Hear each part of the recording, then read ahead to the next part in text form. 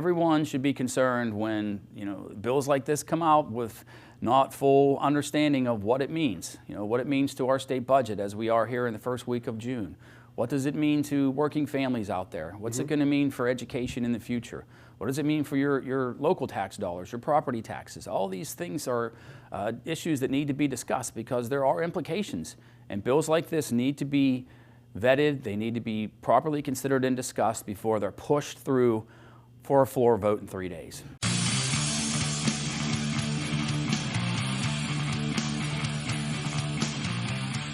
So once again, temperature's heating up. It's heating up in the building. We're in our first week of June here in Harrisburg, and the Democrats have decided to kind of kick off the unofficial start to budget season with moving a charter school reform bill, House Bill 1500.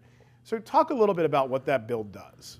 Well, first of all, that bill is not ready to really even be discussed for a floor vote. Yet here we are on Wednesday. The bill was introduced on Friday, rushed through the process, put forth through a committee vote on Monday, passed through the House on second, amended in appropriations, which again, shouldn't be amended in appropriations. It should take the time to be amended in committee or even on second on the floor. And now here we are on Wednesday about to vote this bill on third consideration for a final vote. A serious bill that will affect education across this Commonwealth. Everyone agrees that we need some type of reform for charter schools, particularly cyber charter schools. They do cost a lot of money, particularly for our public school districts. Even in my district, I know that they bear a lot of cost. And, school choice is very important. We appreciate that. But I think it has to be done in the right way, that it can be affordable for these districts and also provide the best education possible for all students who want to take advantage of that opportunity. This bill, however, goes way too far.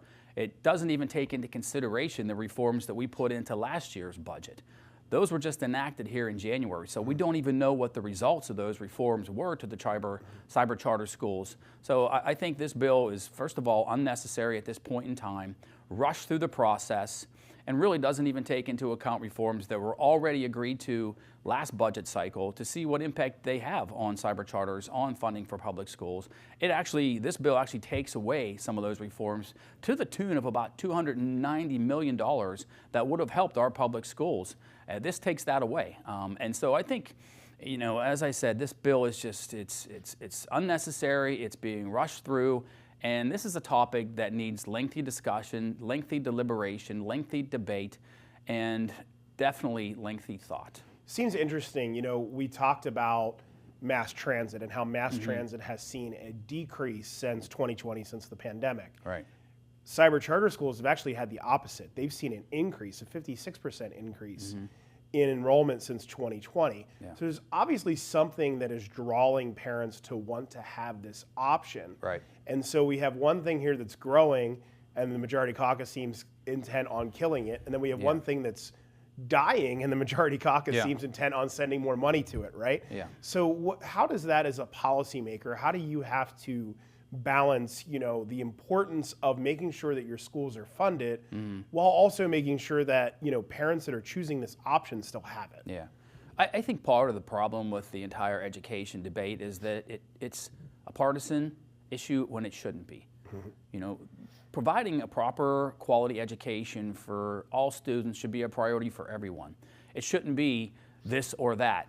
One size doesn't fit all when it comes to education. So I think we should really, again, be taking our time, having these discussions with our public schools, with the cyber charter schools, with the charter schools. Find a solution that meets the needs of every student out there. And by ramming things like this through, I know it's budget time and these things need to be discussed, but they don't need to be resolved in a month.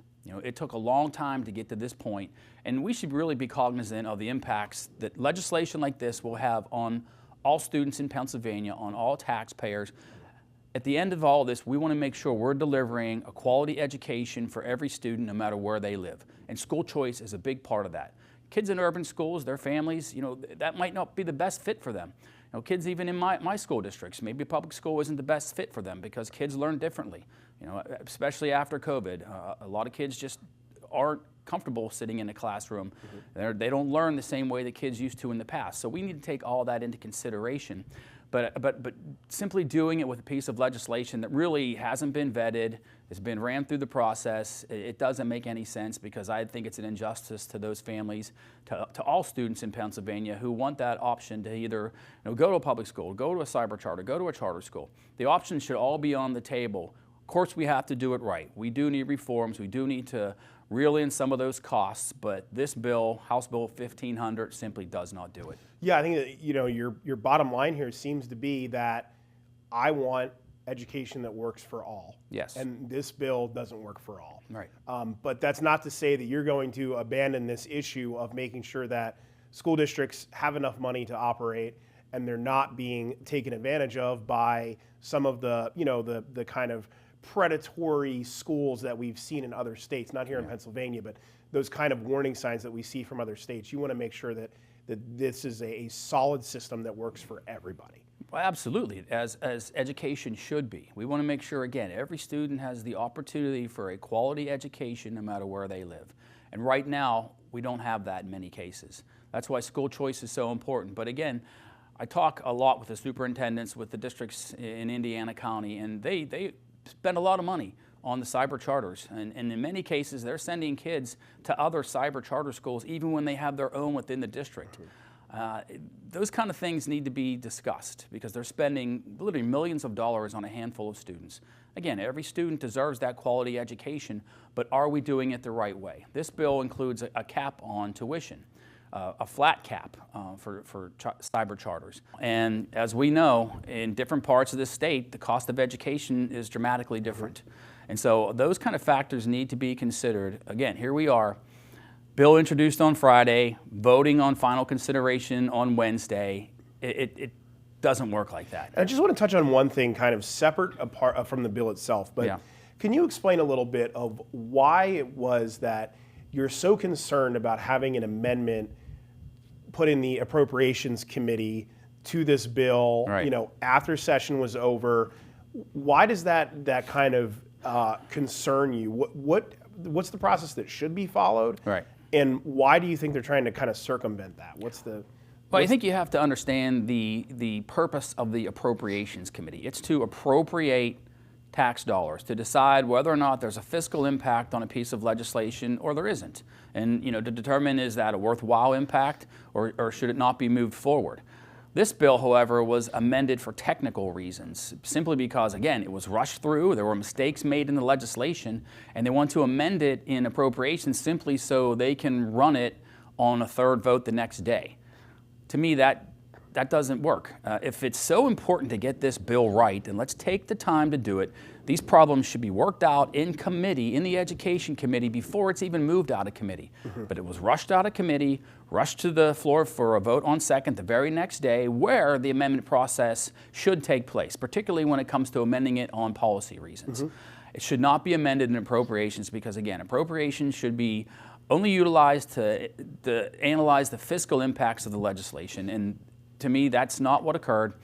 They voted an amendment last night, probably, it was like 3:30, 4 o'clock, so that it could be moved for a floor vote today. And do you think that the appropriate place to amend a bill, whether it's technical in nature, whether it is substantive in nature, it belongs in the committee of origin or on the floor? Absolutely. And so there's two opportunities for that to happen. It's not as though that appropriations is kind of a last stop. There are two different places where you can do this before you need to sneak an amendment. Well, absolutely. And when a bill was introduced on Friday, that means that's the first time our analysts get to see it. Our members get to see the actual bill language on something this big and comprehensive that affects education across this entire Commonwealth. That means you have to, a Saturday maybe to analyze the bill. You have to file the amendments in a timely manner just to get them considered. Rushing the process through like this does not give us time to fully understand the impacts of this legislation, and so that's and it leads to mistakes. Yeah, exactly. What happened here? This is a mistake. Yeah, and then you're making a last-minute amendment in appropriations to fix these mistakes again, so it can be voted on quickly. I just think something that is this important to education fundamentally in this Commonwealth, so important to education that we spend billions of dollars on, it should be vetted properly. Everyone should have a chance to review it thoroughly. All the stakeholders should have their input. And that should be considered in a thoughtful manner, not simply rushed through to push something through. And I think it's important, too, to put some context on your frustration here, because this is not the first time this session they've done this. Right. This is now the second issue. They did this with the recreational marijuana bill. Now they're doing this with charter reforms. They're kind of rushing these things through in these, in legislative parlance, it's 3-day drills, right? They're rushing these things through. There's major mistakes in these pieces of legislation. And what's the Senate doing with them? Nothing. Nothing. Right. Right? Because they've been so poorly drafted, they've been so poorly conceived that nothing's happening here. Right. So your frustration on this is, I think, not just on this bill, but this is the second time they've done this, Again, these are serious issues that affect everyone in this Commonwealth. People should have a chance to see what this legislation contains, what the recreational marijuana legislation contains, because you run it through and all people hear is, well, it's doing this or doing this at a very high level without understanding the details and the implications and, in many cases, the unintended consequences of those pieces of legislation. That is why something that has such a major impact on this Commonwealth should not be rushed through in 3 days. Recreational marijuana was huge. I mean, that could impact so many people's lives in a negative manner. And that has been discussed for some time, but then this piece of legislation comes along that really goes against anything we have even heard of before, and they rush it through in 3 days. Same with this charter school reform bill. Again, we did charter school reform last year. We haven't even seen, if that was effective or not. And here, this bill comes along and says, well, forget all that stuff that we actually worked hard on last session, last budget, and we're going to do it this way. When, again, it's not even necessary. It's rushed through, and who knows what the unintended consequences of this will be. Yeah, and I think that's really important to people understand that this is not just, the majority party has chosen this path time and time again. They're not just, running these things through and having these larger conversations. These are being rammed through with minimal input, and we're actually seeing the fruits of that in these bills are not very well drafted. They're not very well thought out. Then they're going to the Senate where they're not even seeing consideration.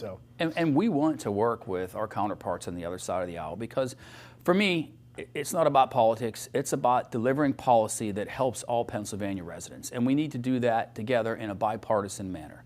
We need to take our time and do it thoughtfully, considerately, and in the best approach that we can that is responsible for taxpayer dollars. Because everyone should be concerned when bills like this come out with not full understanding of what it means. What it means to our state budget as we are here in the first week of June. What does it mean to working families out there? What's it going to mean for education in the future? What does it mean for your local tax dollars, your property taxes? All these things are issues that need to be discussed because there are implications.